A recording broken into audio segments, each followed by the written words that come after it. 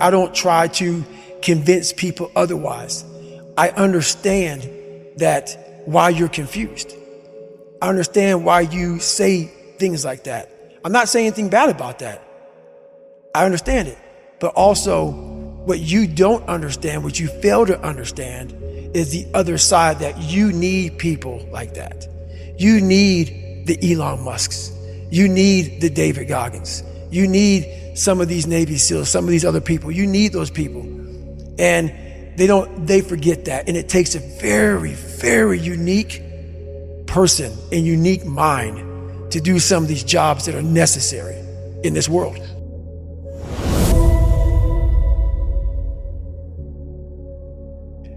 I hadn't run a 100-mile race, and I think it was about 6 years. I had, some heart surgeries. I had maybe some questioning in my mind about, I call it part-time savage. I started kind of going through this. I started getting, a little bit injuries, a little bit of this, a little bit of that. Things that back in the day never slowed me down. So when I got my head out of my ass and realized that, hey, we have more left, we can still push harder, we're not there yet. I realized, talking to a guy named Cameron Haynes, who did this race, 240-mile race. And I go, is this the new level? Is this the new push? So when I decided to do that race, it was in the back of my mind like, man, I've really become an expert at running 100-mile races. So for me, this was the new level, the 200+ mile race. And what was so amazing about that, as you probably read in the book, I had a hard time the first time doing it. I came back and did better, but what's amazing about the human mind is that it becomes your new norm. Like, to think that I can run 200 miles, 240 miles, and that becomes like running 50. I never thought that was possible. This is why I'm always pushing that limit, because I know that within pushing these limits, there's always more. So I end up doing almost like back-to-back 200-mile runs. When the 200-mile race, 240-mile race was hard at once, it became something that was very easy after I figured it out. So that's why that happened. They think it's a permanent fix. They think it's something that is a constant. They think that maybe once I get it, I'm gonna hold on to it. And that's the thing about that I was telling you, that I always talk about. Nothing is permanent. Nothing is permanent. And a lot of times you have to learn to perform without motivation. You have to learn to perform without purpose. You have to learn to perform a lot of different things. And that's what people think. They think I need to have this motivation to work out, to study, to be better. So if they don't have it, they just don't fucking do it. And that's where you fail. You have to learn to train your mind well beyond motivation. If you have motivation, that's great. That's some kindling to the fire. All it takes is a little bit of fucking spark, you can burn the whole forest up. But motivation, you have to learn to exist without it. You have to learn to be your best self when you're least motivated. And that's the tricky part about all that shit. Motivation is just a word. You have to have these different things in your mind on where you want to go, and know that motivation is not going to get me there, because I'm not going to always be motivated. Jocko said the exact same thing. He said that discipline eats motivation for breakfast. And discipline is good too, but without a clear headspace, there's no discipline. What do you mean? So let's say we have a circuit breaker, okay? And I'm loading everything up to one fucking circuit. Just load it up. It's gonna fucking blow. And once that thing blows, man, the circuit's all fucked up. You gotta have each thing plugged into the right spot, like a fucking crowded garage. You can't put anything in it. Once your brain is crowded, discipline is great, motivation is great, but if you can't fit shit in your brain because it's all fucking cluttered with shit, there's no discipline. You may have it sometimes when it fits in that crowded garage of your mind, but you don't have the consistency that you need to have with that discipline. I call it mental zones. I don't get into it much because we'd be here all day. But basically, is you're organizing your mind.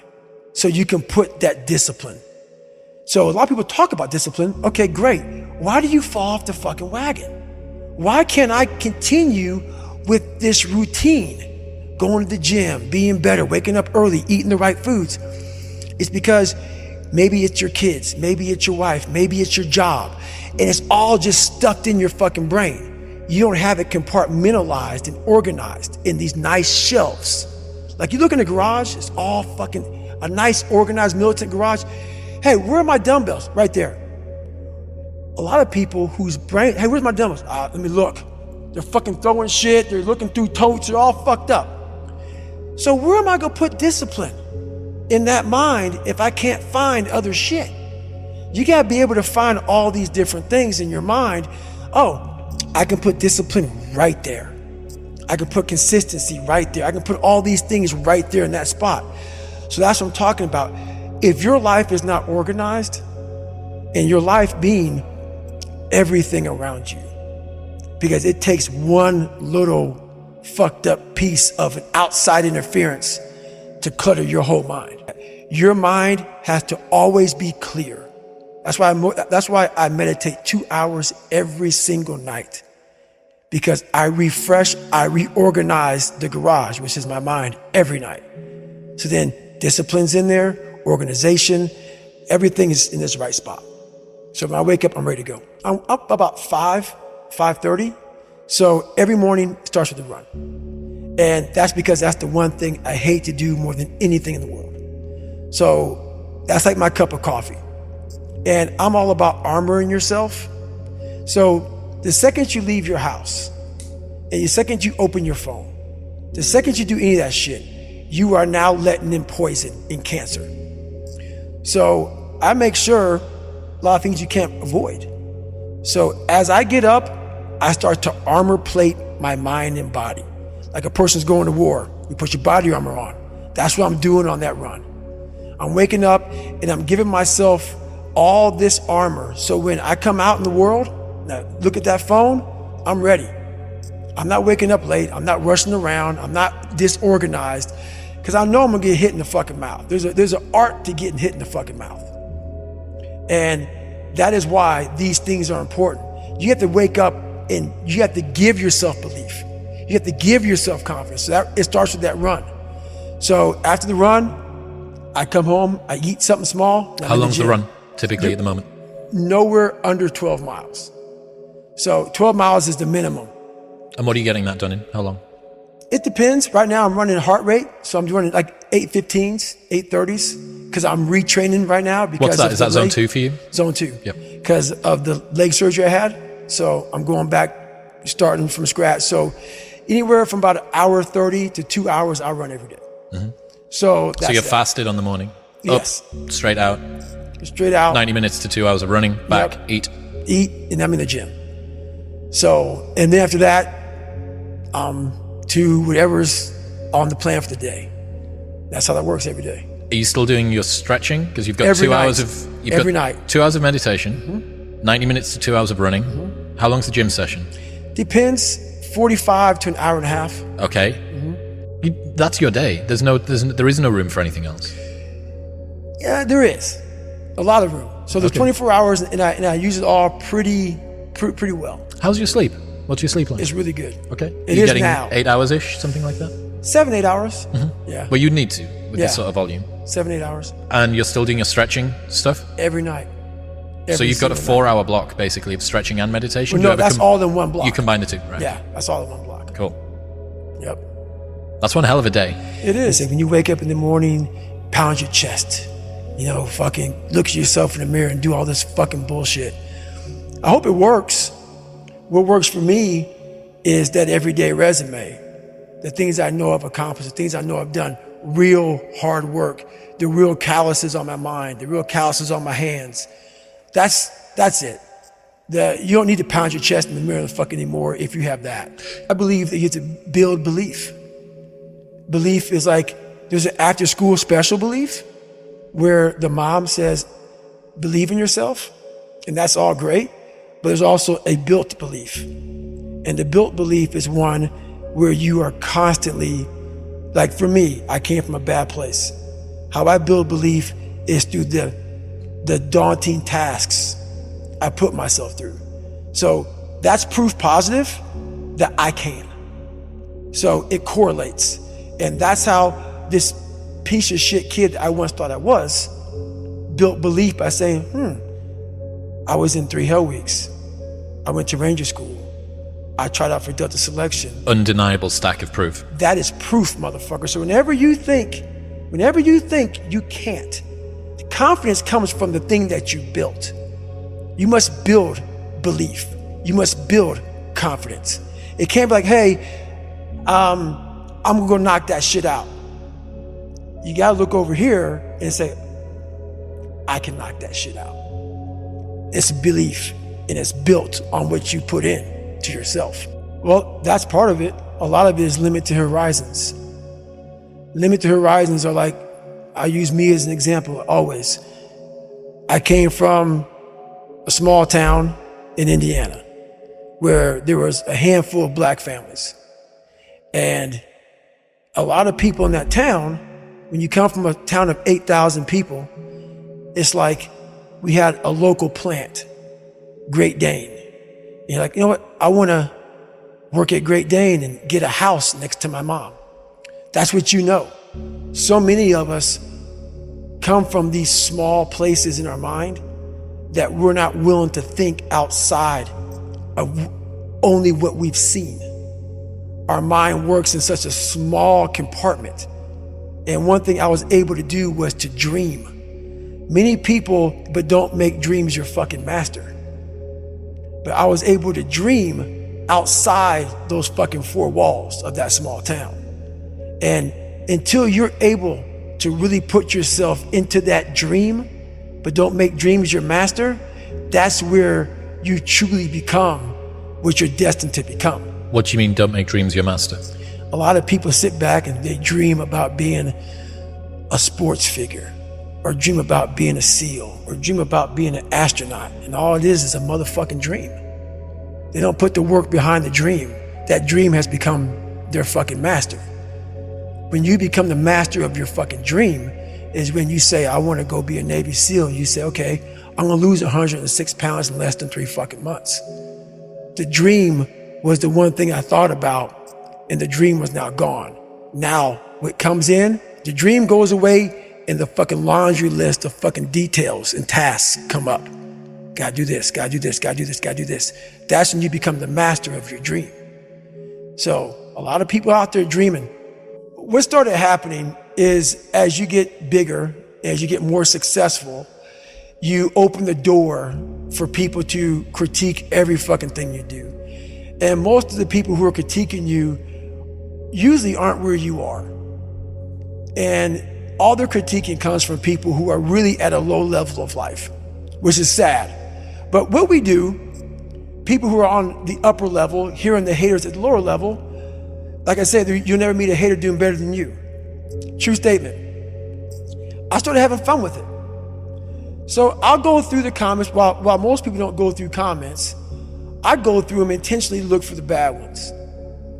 And while I'll block and delete you because the people on my page don't need that negative energy, I'll block and delete you, but I take a snapshot on my phone and I put it in the archive. So what happens is, there's days where I'm like, you know what? I really don't want to do this today.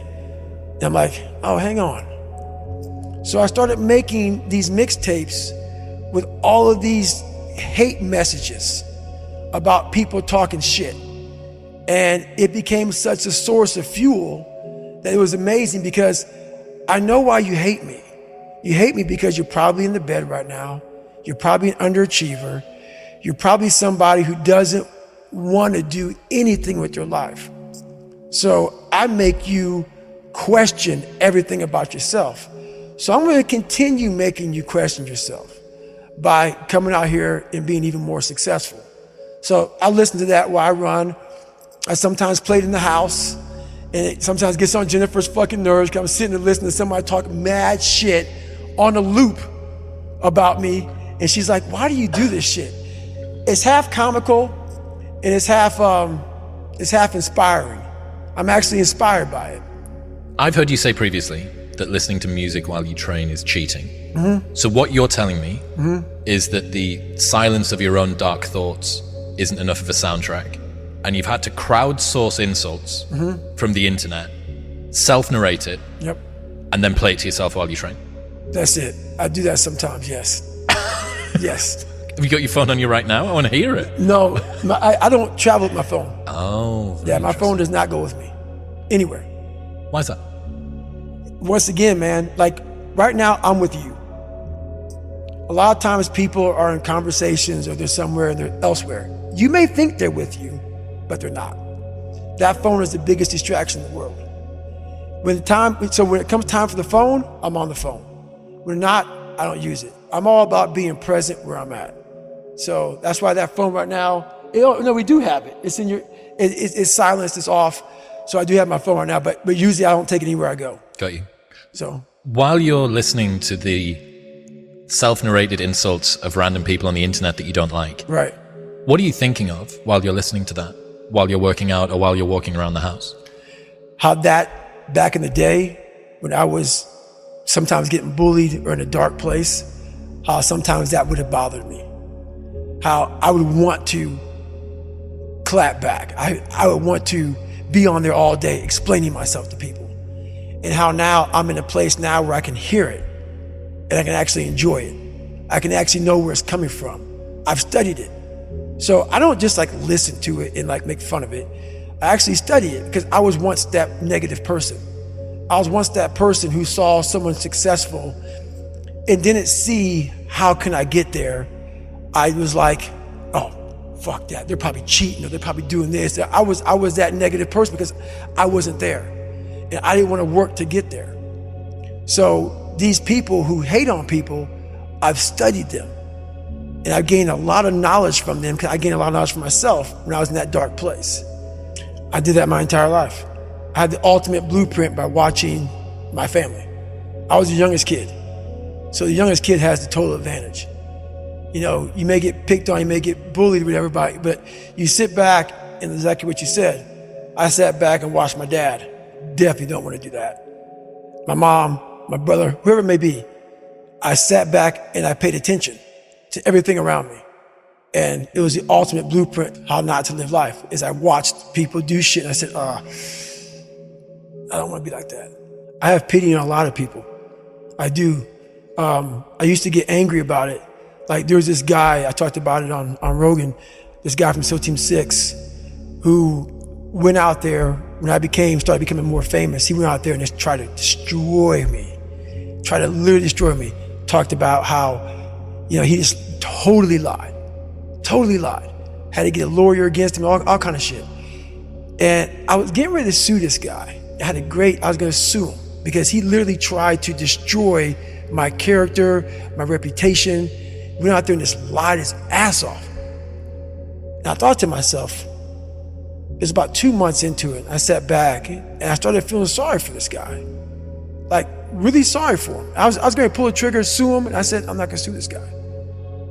I said, for you to be this person who comes on and lies and tries to literally tear down everything I've worked for, you are in a very, very bad place.